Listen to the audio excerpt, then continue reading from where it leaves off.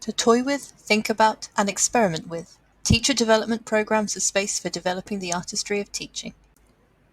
Who we are. Emma Kennedy, University of Greenwich, Martin Compton, UCL. We asked some alumni of a PGCert in higher education about their experience on the PGCert program and about the program's impact on them.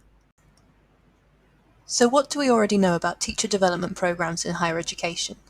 We know that they range in scope from recognition schemes, where participants are supported to write HEA fellowship applications, to credit-bearing programs such as the PGCert, and some middle grounds with more structured fellowship schemes such as UCL's ARENA program.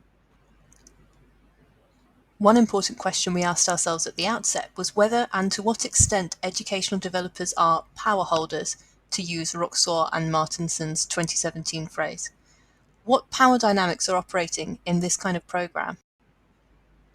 Some participants experienced a sort of dark before the dawn, telling us about the time before they did the PGCert, when they felt much less supported or empowered.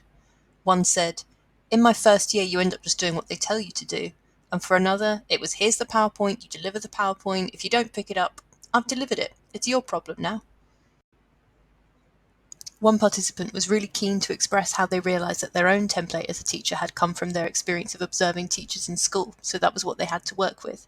They said, "I struggled to go against my own experience."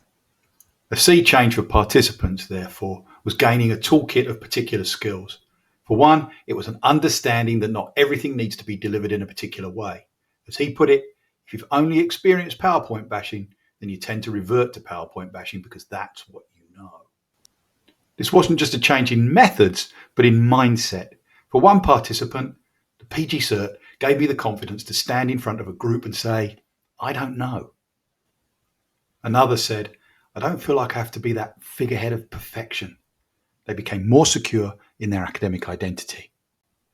Learning by watching others and being watched with both the course leaders and their co-participants was another key to the power of the PGCert.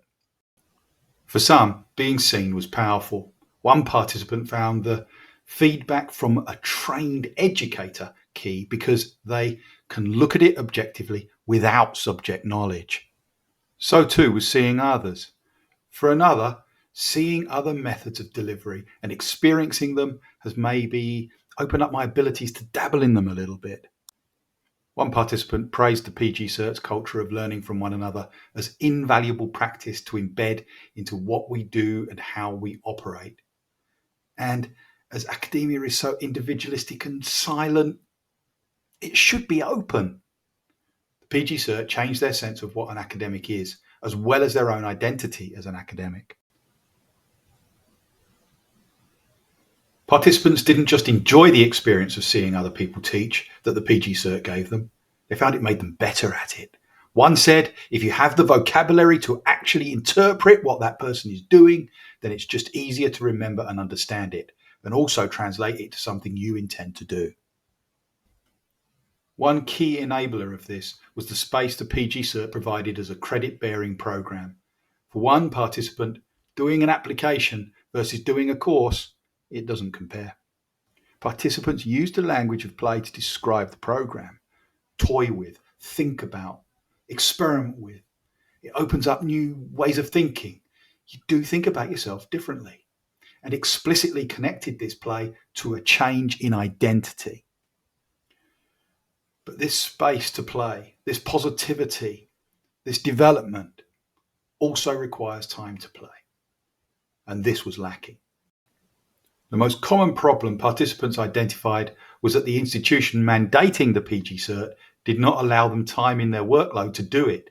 Quotes included, "There's not really an actual time really given to doing it. Although it was contractually obliged, it was not necessarily afforded the time."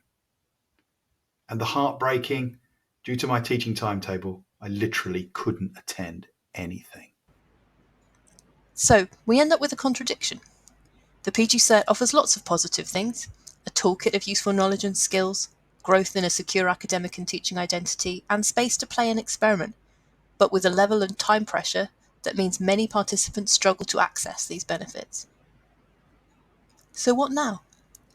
Educational developers, us included, have been at pains to make our programs more and more flexible.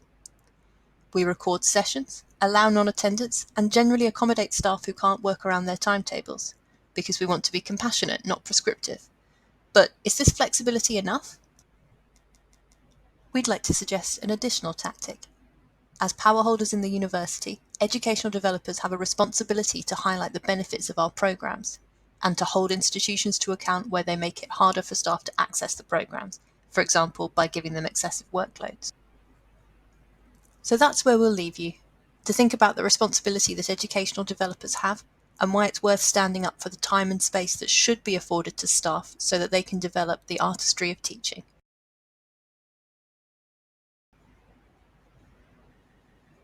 We'd love to hear from you.